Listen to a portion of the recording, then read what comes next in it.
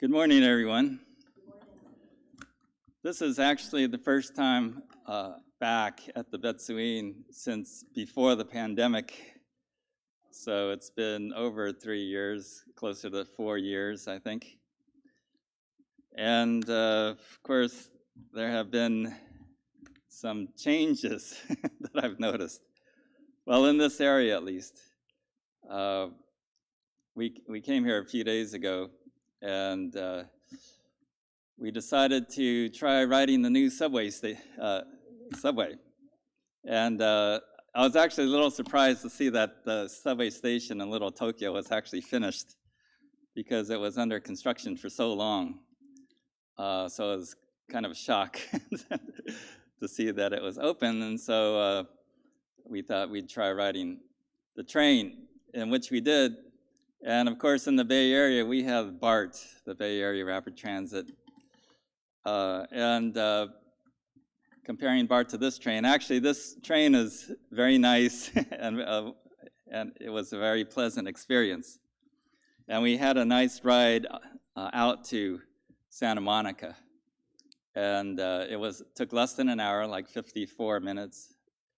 And we could just relax. And after the train leaves downtown, it goes above ground, and so you could see the sights. And it really did make Los Angeles feel a lot more accessible to me, that you don't have to fight traffic, sit in your car for a long time. And also, to my surprise,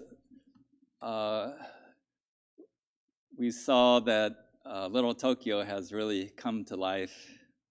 And there are lines to get into stores, there are lines to get into restaurants.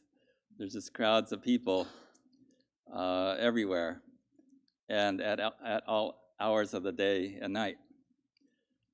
And we walked around for the past couple of days. I was hoping to see some familiar faces out there, but I didn't.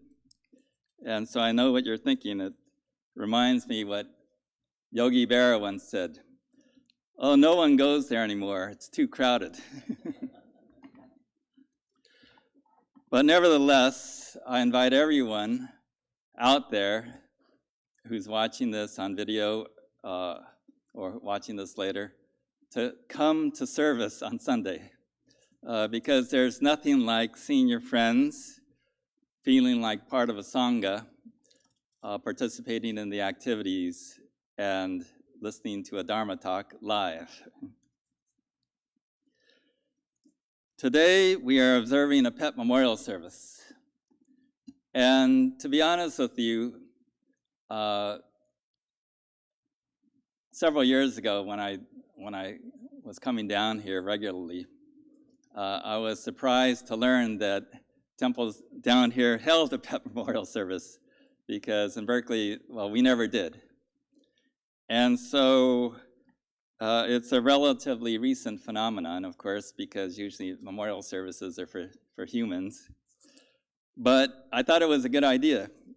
And so in Berkeley, I started to have pet memorial services. And we invited people to bring pictures of their pets and to put it up on the altar. And of course, any pet. And be it dogs, cats, hamsters, rats, goldfish, and whatever other creatures. And you'd be surprised at how many people don't take a picture of their goldfish. And so I suggested, well, you could draw a picture, okay, and we'll put it up here. And so some kids actually drew a picture of their pet goldfish.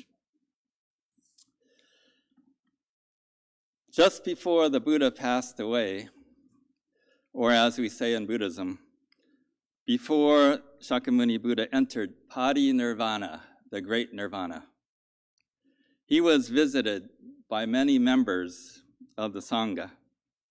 That scene is depicted in a traditional image of the Buddha lying down and surrounded by many followers,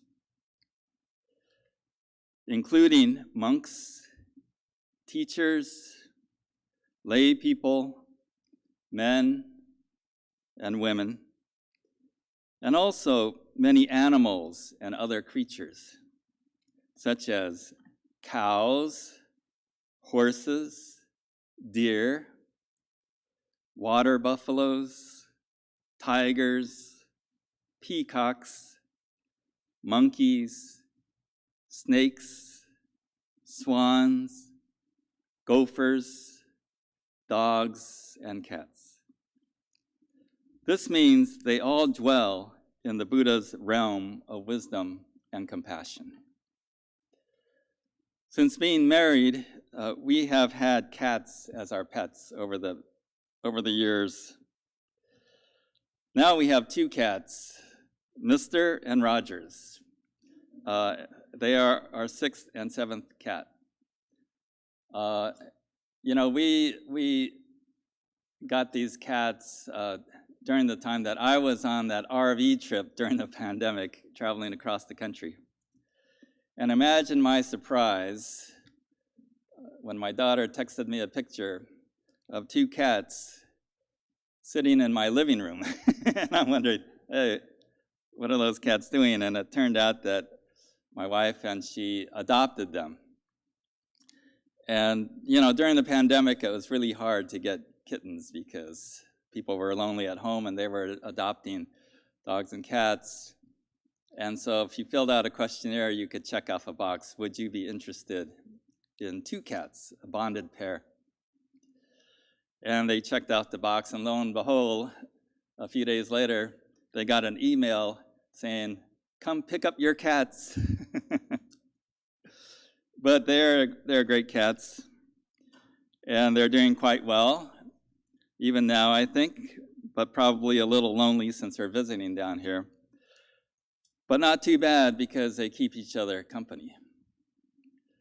Now, my wife has a habit, she likes to identify who in our family to whom each cat seems the closest. For example, Nori was my son Cole's cat. Koji was my daughter Katie's cat. Mr. is my wife's cat, and Rogers is my cat. Today, I would like to talk about cat number 2, Fellini. Fellini was my cat. We picked her out of a shelter, and she immediately came to me.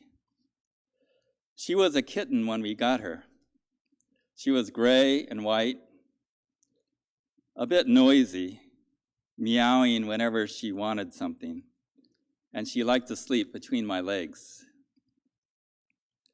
After living with us for 10 years, a lump appeared on her back. I took her to the vet, who told us the lump was a tumor. There wasn't much we could do except give her a little medicine. Otherwise, she generally appeared to be fine and acted normal. One day, as we were eating dinner, she suddenly rolled on her back, her 4 limbs twitching in the air. Her eyes rolled back in her head. She was having a seizure. It soon subsided, but I knew the tumor was growing. She slowly began to lose weight. She stopped eating her dry food. We knew she liked certain foods, such as canned cat food, so we put out some. She didn't eat. She really loved canned tuna, the kind you make sandwiches with, so we put out some tuna. She didn't eat. Whatever we humans were having for dinner, we offered her some too. Some grilled chicken, a little steak, some salmon. Pretty soon, her meals looked like one of those Japanese kaiseki ryori meals with 10 different plates. She didn't eat. She got skinnier and skinnier. She didn't drink either. Her water bowl sat untouched. At least she needed to hydrate, I thought. So I got an idea. I got one of the kids' squirt guns, and I filled it with water. And I put the cat on my lap, and I pried open her mouth, squirted a little water in there, and she pulled away, and she really didn't like it. She jumped and ran away.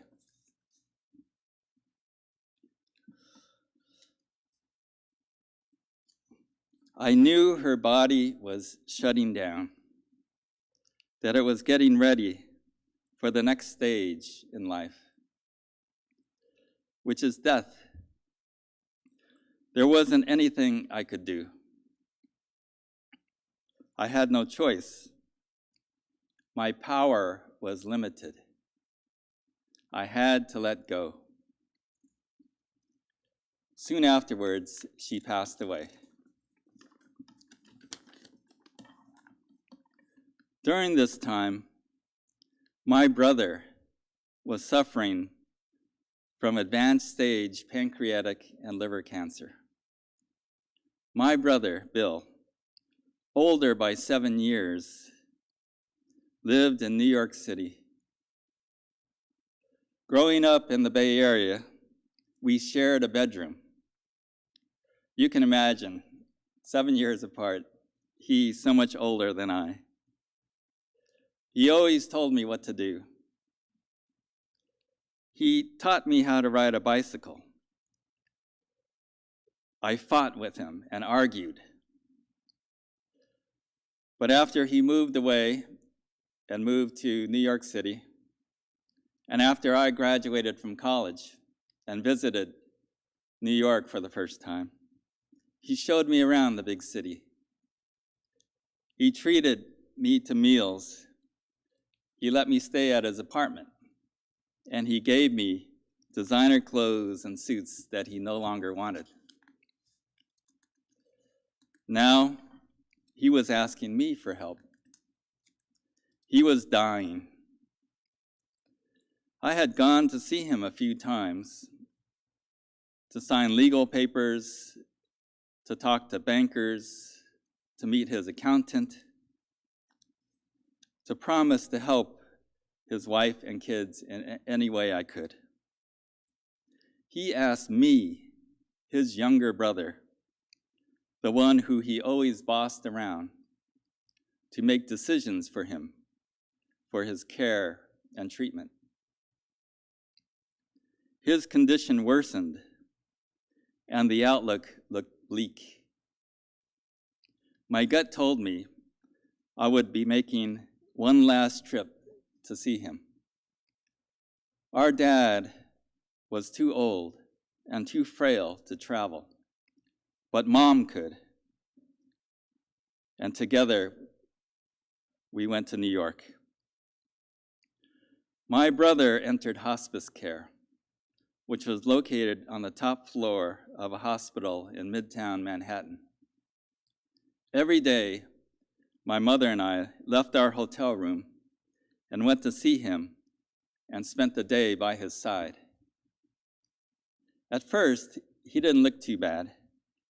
He sat up in bed, chatting with us, asking about home in California, about our sister, about my kids, about the weather. But over the course of a few short days, his appetite dropped off a cliff. He barely ate anything. Each morning, he received the menu of the day's meals: breakfast, ham, juice, and eggs. Lunch, grilled cheese sandwich. Dinner, mashed potatoes and meatloaf. I began a routine of reading the menu to him, hoping to encourage him to eat. "Come on, you've got to eat something," I told him. "It will give you strength." He didn't eat. "Meatloaf and mashed potatoes, those are your favorites." He didn't eat. At least have a little orange jello. That's good for hydration. He didn't eat. After a while, he looked up at me, and in a soft voice, he said, "You know, I can read." It suddenly hit me. I couldn't force him to eat or drink. His body was shutting down, getting ready for the great transition we call death. There wasn't anything I could do. This was the way of the universe. My power was limited. I had to let go.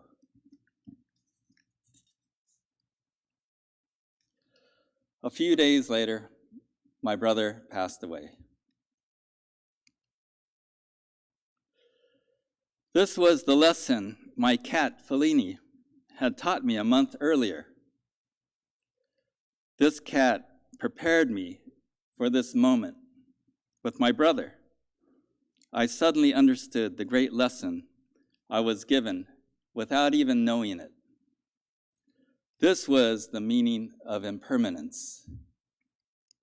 I had studied Buddhism before and knew about the teaching of impermanence, but somehow I didn't really understand its significance. I never really felt it in my bones until now. I was staring at impermanence right before my eyes, which clashed against my desires, what I wanted, and what I didn't want to see happen. But that's what I saw. I had no choice. This is what I had to accept. I was forced to let go. In Buddhism, to come to an understanding means to receive wisdom. In Jodo Shinshu, wisdom is described as light, which helps us to see in a dark place. Light has no shape, but takes on the shape of what it illuminates. Wisdom means seeing Dharma. Dharma means truth. In the Kyogyo Shinsho, Shinran Shonin's master text, he cites a passage that says, "Dharma is formless, which means it can take any form or shape." In this case, Dharma took the form of my cat. I learned Dharma from Fellini. If my cat taught me Dharma, then my cat had become my teacher. In Buddhism, a wise teacher of the Dharma that helps people is called a Bodhisattva. That means, to me, my cat was a Bodhisattva. Someone once asked me, if Buddhism is true, where are all the Buddhas and Bodhisattvas in the world? Actually, Bodhisattvas are everywhere. They are everywhere you find wisdom. For me, my cat was a Bodhisattva. Perhaps for you, your pet is one too. Namo Amida Butsu. Namo Amida Butsu.